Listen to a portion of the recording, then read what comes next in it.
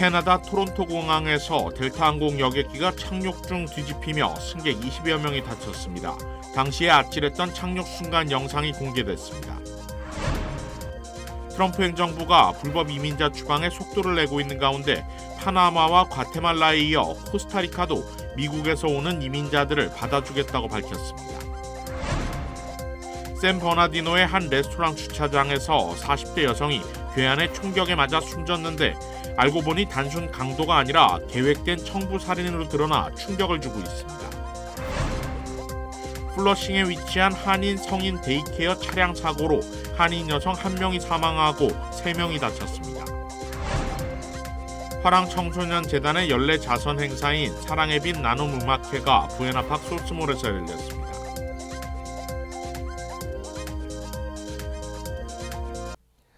시청자 여러분 안녕하십니까? KBS 아메리카 뉴스입니다.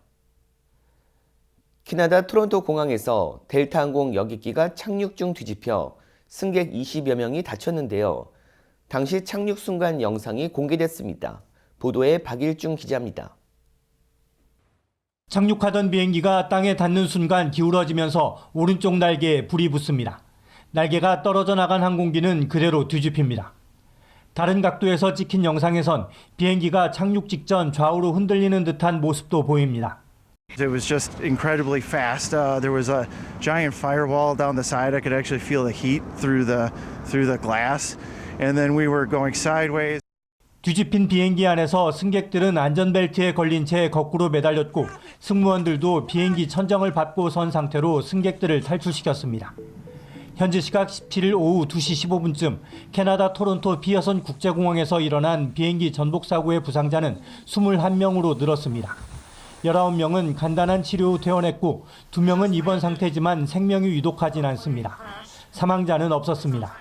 Mainly stemming from back sprains, head injuries, anxiety, some headaches, nausea and vomiting due to the fuel exposure. 현지 항공당국은 일단 사고 항공기를 20일 오전까지 현장에 둔 채 사고 원인을 조사할 예정입니다. The removal of that aircraft off the runway, at which point we can do our inspections and then return that runway into service. 항공사고가 잇따르고 있는 가운데 트럼프 행정부는 연방항공청 직원 수백 명을 해고하기 시작했습니다. 뉴욕에서 KBS 뉴스 박일중입니다. 트럼프 행정부가 불법 이민자 추방에 속도를 내고 있는 가운데 파나마와 과테말라에 이어 코스타리카도 미국에서 오는 불법 이민자를 받아주겠다고 밝혔습니다. AFP 통신에 따르면 어제 코스타리카 대통령실은 성명을 내고 코스타리카 정부는 미국 불법 이민자 200명을 송환하는 데 협력하기로 합의했다고 발표했습니다. 이어 이들 불법 이민자는 중앙아시아와 인도 출신이라고 덧붙였습니다. 미국에서 추방된 불법 이민자들은 내일 상업용 항공편을 이용해 코스타리카에 도착한 후 코스타리카와 파나마 사이 국경 인근에 자리한 임시 이민자 보호센터로 이동할 예정입니다. 코스타리카에 앞서 다른 중미 국가인 파나마와 과테말라가 미국에서 추방된 제3국 이민자를 받겠다고 미국과 합의한 바 있습니다. 트럼프 대통령은 지난달 취임하자마자 국경 단속과 불법 이민자 대규모 추방 등의 정책을 강행하고 있습니다. 플로리다주가 초강경 이민 단속법을 새로 제정, 시행에 돌입했습니다. 관련 소식을 KBTV 기련민 기자가 전합니다. 이번에 새롭게 제정된 이민 단속법에는 불법 체류 신분을 주법상 범죄로 추가 처벌하며 1급 살인, 아동 성폭행 등의 흉악 범죄를 저질렀을 경우는 반드시 사형에 처한다는 내용이 담겼습니다. 또 이민 단속 전담 요원 50명을 선발해 운용키로 했는데 플로리다주 법률은 여기에 3억 달러의 예산을 투입한 것으로 알려졌습니다. 플로리다 사법 집행관들이 연방 이민 단속 요원들을 돕는 경우 보너스도 지급한다고 말했습니다. 이뿐만이 아닙니다. 플로리다에서는 이제 불법 체류 대학생들이 저렴한 거주민 학비를 적용받지 못하게 됐습니다. 플로리다는 그동안 캘리포니아, 텍사스, 뉴욕, 버지니아, 메릴랜드 등 25개 주와 함께 서류 미비 대학생들에게 저렴한 거주민 학비를 적용해왔으나 이를 폐지한 것입니다. 거주민 학비는 타주 학생들이나 외국인 유학생들에 비해 절반 정도의 수업료를 적용받는데 이를 폐지하면 플로리다 주립대학에 다니는 서류 미비 대학생들이 학업을 포기해야 하는 위기에 내몰릴 것으로 예상됩니다. 한편 플로리다가 초강경 이민 단속에 앞장서는 배경에는 이곳이 트럼프 대통령의 정치적 본거지에다가 론 디센티스 주지사가 트럼프 이후 차기 공화당 대선 후보를 노리고 있기 때문으로 분석됩니다. KBTV 뉴스 길현민입니다. 샌 버나디노의 한 레스토랑 주차장에서 40대 여성이 괴한의 총격에 맞아 숨졌는데 알고 보니 단순 강도가 아니라 고의적인 청부 살인인 것으로 드러나 충격을 주고 있습니다. 윤범수 기자가 보도합니다. 샌버나디노에 위치한 한 햄버거 가게 앞 CCTV 영상입니다. 부츠를 신고 핸드백을 든 한 여성이 걸어 나옵니다. 잠시 후 화면 좌측 상단에서 주차해 있던 차량 한 대가 여성이 있는 곳으로 다가오고 보조석에서 총을 든 남성이 내린 뒤 운전석에 탑승한 여성에게 다가갑니다. 핸드백을 갈취한 범인이 총구를 겨누자 여성이 달려들었고 몸싸움이 벌어집니다. 가게 안에서 상황을 목격한 한 남성이 도우려 뛰쳐나오지만 총을 보고는 급히 몸을 피합니다. 차를 사이에 두고 대치하던 여성은 다시 가게 안으로 달려갔고 뒤에서 총격이 이뤄졌습니다. 발사된 총탄은 모두 9발, 여성은 현장에서 목숨을 잃었습니다. 숨진 여성은 올해 44살의 예세니아 제시카 토레스로 확인됐는데 이후 경찰 조사 결과 충격적인 사실이 발견됐습니다. It was definitely a murder for hire case. There is evidence to show that the suspects did stalk our victim for several days and months prior to this murder. 사건 발생 6일 뒤 경찰이 확보된 CCTV와 목격자 제보를 토대로 도주 차량을 추적해 직접 범행에 가담한 2명을 체포했습니다. 이후 조사를 통해 추가 공범이 밝혀졌는데 체포된 용의자 중 1명의 동생이 청부 의뢰를 받아 중개인 역할을 한 사실이 확인됐습니다. 청부를 의뢰한 사람은 또 다른 2명인데 이 중 1명은 숨진 토레스의 남편이었습니다. 경찰이 이후 체포 수색영장을 발부받아 남편인 53살 세르지오 레벨레스와 그의 비즈니스 파트너인 후안 페레즈를 추가로 체포했습니다.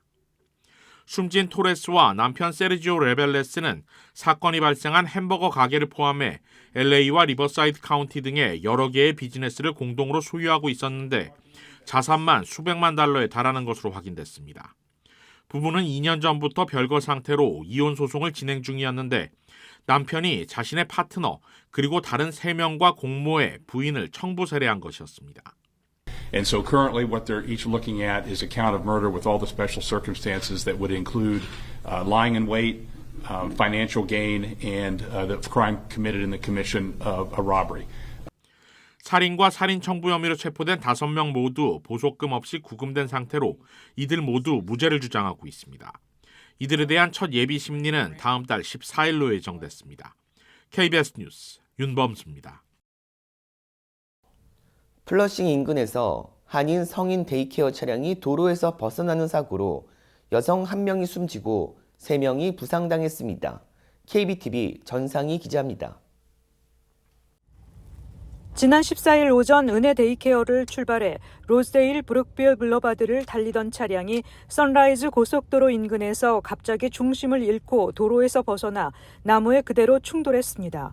사고 차량 운전자는 74세로 전해졌습니다. 출동한 구조대는 운전자를 포함해 앞 좌석 조수석에 앉았던 71세 여성, 세 번째 줄에 앉았던 84세 남성을 구조해 자마이카 병원으로 급히 이송했습니다. 운전자 뒷좌석에서 의식을 잃은 채 발견된 70대 윤모 씨는 병원으로 이송됐지만 결국 숨졌습니다. 특히 윤모 씨는 현재 중환자실에 입원한 남편 정모 씨와 부부 관계로 전해져 더 안타까움을 자아내고 있습니다. 경찰은 현재 사고 정황과 피해자 신원 등을 조사 중이라고 전했습니다. 사고 당시 차량은 데이케어에서 출발해 행사장으로 이동하던 중이었던 것으로 전해졌습니다. KBTV 뉴스 전상입니다. 오늘 오전 맨하튼에서 3시간 넘게 경찰과 대치하던 용의자가 뉴욕 경찰에게 총격을 가하는 사건이 발생했습니다. KBTV 주현우 기자입니다. 경찰은 오전 5시 10분경 메디슨 스트릿의 공공주택 개발단지인 블라덱 하우스에서 불법 총기를 소지한 것으로 추정되는 용의자를 찾고 있었습니다. 경찰관들이 아파트로 진입하자 수배자는 경찰관들을 향해 5발에서 6발의 총격을 가했고 이때 총에 맞은 사람은 없었습니다. 이후 경찰관들이 복도 쪽으로 물러나자 용의자는 소파를 문 쪽으로 밀고 안에서 바리케이트를 친 것으로 전해졌습니다. 3시간 넘는 대치 끝 오전 8시 18분경 경찰은 집안에 인질이 없는지 확인하기 위해 집 내부로 재진입했고 이때 용의자가 가한 총격에 경찰관 중 한 명이 어깨를 맞은 것으로 알려졌습니다. 이후 경찰은 즉각 대응 사격을 가해 용의자를 제압했습니다. 현재 범인은 구금된 상태로 생명에는 지장이 없는 것으로 전해졌습니다. 범인 35세 에드윈 리베라는 다수의 전과를 보유하고 있으며 현재는 마약 전과로 인해 가석방 중인 것으로 밝혀졌습니다. 한편 에릭 아담스 뉴욕시장은 언론 브리핑을 통해 위험한 상황 속에서도 뉴욕시의 안전을 위해 힘써준 경찰관의 용기에 고맙다며 경찰관의 공로를 칭찬했습니다. 또 제시카 티시 뉴욕 경찰청장은 다수의 범죄 이력이 있는 범죄자가 어떻게 또다시 사회에 나와 범죄를 저지를 수 있냐며 현 사법 체계의 문제점을 꼬집었습니다. KBTV 뉴스 주현우입니다. UCLA 학생을 성추행한 음식 배달원을 추적 중인 경찰이 캠퍼스에 범죄 경보를 발령했습니다. UCLA 경찰은 어제 캠퍼스에 범죄 경보를 발령하고 학생과 인근 주민들에게 각별한 주의를 당부했습니다. 경찰에 따르면 지난 16일 밤 10시 15분쯤 700블락 로스레인에서 음식을 기다리던 학생이 배달원으로부터 성추행을 당했습니다. 배달원이 학생에게 음식을 건네면서 학생의 신체를 만지고 도주한 이번 사건의 용의자는 작은 키의 5, 60대 남성으로 알려졌습니다. 경찰은 용의 남성의 신원 파악을 위해 학생과 캠퍼스 인근 주민들의 제보를 부탁했습니다. 자동차 중고 시장에서 테슬라 매물이 1년 새 크게 늘어난 것으로 나타났습니다. CNN은 중고차 거래 사이트 콕스 오토트레이드 데이터를 인용해 지난해 4분기에 올라온 테슬라 매물이 전년 동기보다 28%나 늘었다고 보도했습니다. 콕스 측은 테슬라 중고차 매물 급등 요인으로 지난 2021년 팬데믹 이후 테슬라 신차 판매가 급증했다가 3년이 지나면서 교체 수요가 늘어난 영향이 있을 수 있다고 분석했습니다. 시장 조사업체 모닝 컨설트의 이달 잠재 차량 구매자 대상 설문조사에 따르면 구매자의 32%가 테슬라 구매를 고려하지 않을 것이라고 답해 1년 전 27%보다 5%포인트 늘어났습니다. 자동차 구매 사이트 에드먼드의 분석가는 많은 사람들이 차량 구매 시 가격을 최우선으로 본다며 일부에서 정치적 문제로 테슬라 차량을 기피한다는 의견은 크지 않다고 설명했습니다. 화랑청소년재단이 연례 자선행사를 개최했습니다. 모금된 기부금은 개안 수술이 필요한 세계 각국의 환자들의 수술 지원에 활용될 예정입니다. 이우수 기자가 취재했습니다. 지난해 여름 화랑청소년재단 소속 자원봉사자들이 과테말라를 방문할 당시의 영상입니다. 어려움에 처한 이들에게 생필품과 약품을 전달하고 현지 어린이들에게 소중한 추억을 만들어주는 등 다양한 활동을 이어갔습니다. 이들은 실명위기에 놓여 개안수술이 필요한 환자들의 의료비도 지원했는데 관련 비용 전액은 나눔음악회를 통해 마련됐습니다. 지난 2006년 출범한 화랑청소년재단이 14년째 이어오고 있는 사랑의 빛 나눔음악회가 지난 주말 부에나파크 소스몰에서 개최됐습니다. 이번 음악회는 처음으로 야외에서 펼쳐졌는데 한국의 전통문화 공연부터 K-팝 댄스까지 한국을 알리는 다양한 순서가 무대 위에서 이어졌습니다. I was just walking around and I saw them perform and I was like, wow, they're really good. When I saw people playing instruments and dancing at the same time, I thought that was really cute. 한인 청소년들은 이번 음악회를 통해 모금된 기금을 통해 올해도 다양한 봉사활동에 나설 계획이라고 전했습니다. 비전 콘서트 그리고 눈 수술에 대해서 알리고 싶다라는 마음으로 임했고요. 그래서 좀 더 많은 것들을 경험시켜드리기 위해서 좀 더 열심히 준비했던 것 같습니다. 세계 각국의 환자들을 지원하고 있는 화랑청소년재단은 앞으로 활동 범위를 더욱 넓힐 것이라고 전했습니다. 지금까지 한 370명, 14년 동안에 동안 이제 개안 수술을 했고 세상에 그 사랑의 빛을 많이 나눠줬습니다. 앞으로도 계속해서 이게 지속적으로 해서 중남미를 비롯해서 남미 그리고 이제 동유럽 쪽으로 또 아프리카 쪽으로 계속 확대해 나가고 있습니다. 개안 수술을 받을 경우 백내장과 당뇨 망막증, 녹내장 환자들의 실명을 예방할 수 있지만 형편이 어려운 국가에서는 간단한 치료조차 받기 쉽지 않습니다. 한인 청소년들의 나눔 활동이 더욱 주목받고 있는 이유입니다. KBS 뉴스 이우수입니다. LA 통합교육부가 오늘부터 교내 휴대전화 사용 금지를 본격 시행했습니다. LA 통합교육부는 지난해 6월 수업 시간을 포함한 모든 학교 시간 동안 휴대전화와 소셜미디어 사용을 금지하는 안을 표결에 붙여 통과시켰습니다. 이에 각 학교는 오늘부터 시행된 교내 휴대전화 사용 금지 규정에 따라 학생들에게 교내 휴대전화 사용 금지와 휴대전화는 가방이나 보관함 등에 보관하도록 조치했습니다. 이 조치는 학생들의 사이버 괴롭힘 예방과 학업 참여도를 높이기 위한 취지로 단 건강상의 이유와 학업 목적으로의 사용 등 일부 예외 조항은 있습니다. LA 통합교육부는 교내 휴대전화 사용 금지로 학생들은 친구들과 서로 소통하고 어울리며 수업에도 더욱 집중하게 될 것으로 기대하고 있습니다. 미국과 러시아, 사우디아라비아가 만나 우크라이나 전쟁 종식을 위해 고위급 협상팀을 설치하기로 합의했습니다. 김지숙 기자가 보도합니다. 러시아의 우크라이나 침공 이후 사우디아라비아에서 처음으로 마주한 미국과 러시아의 고위급 대표단. 4시간 반 동안 이어진 회담에서 우크라이나 전쟁 종식 논의를 담당할 고위급 협상팀을 각자 구성하기로 합의했습니다.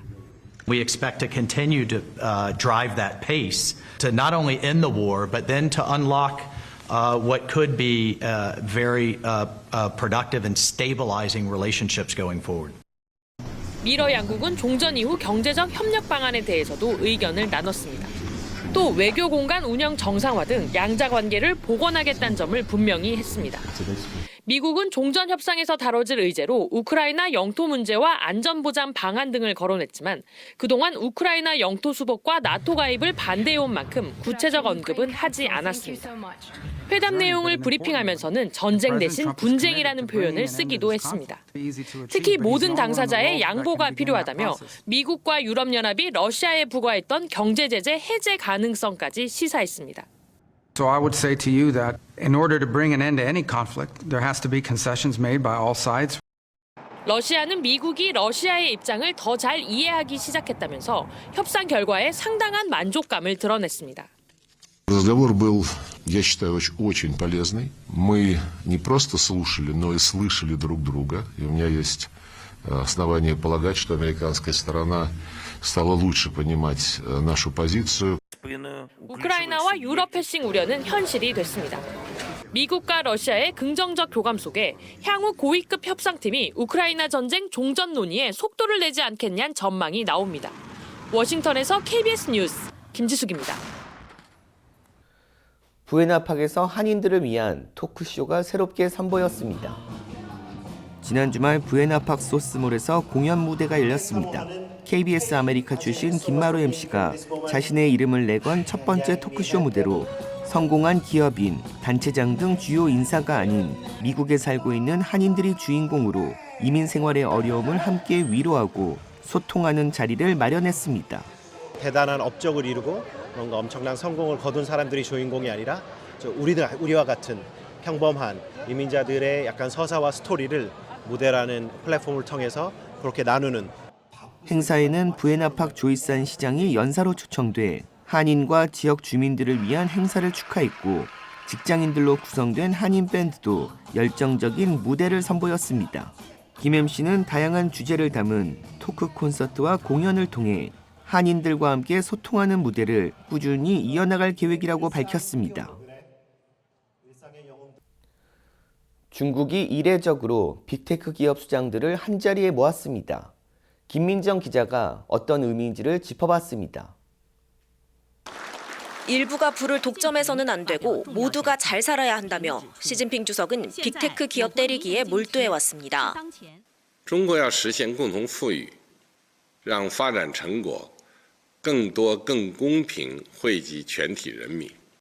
하지만 이번 좌담회에서 시 주석은 기업가들에게 먼저 성장하자고 독려했습니다.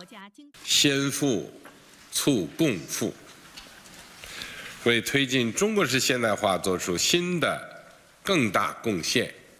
공동부유, 즉 소득 재분배를 앞세워온 정책뿐 아니라 빅테크 기업 같은 일부가 먼저 부자가 되는 선부론도 강조한 것으로 해석됩니다. 시 주석은 정치적 탄압을 가했던 알리바바의 마윈까지 초대해 손을 맞잡는 모습을 보였습니다. 시 주석이 직접 나서 빅테크 기업의 길을 살리는 건 미국과의 무역 기술 전쟁이 본격화되자 이들 기업을 지원하고 키워 돌파하려는 의지로 풀이됩니다. 미국 챗GPT의 대항마로 꼽히는 딥시크에 대한 지원도 상징적입니다. 세계 각국의 규제에 정치 공세라고 반격한 데 이어 중국의 지방정부에서 각종 공무에 딥시크를 활용하기로 했다며 성능을 적극 홍보하고 있습니다. 중국의 국민 메신저 위챗도 검색 기능에 딥시크를 탑재하기로 했습니다.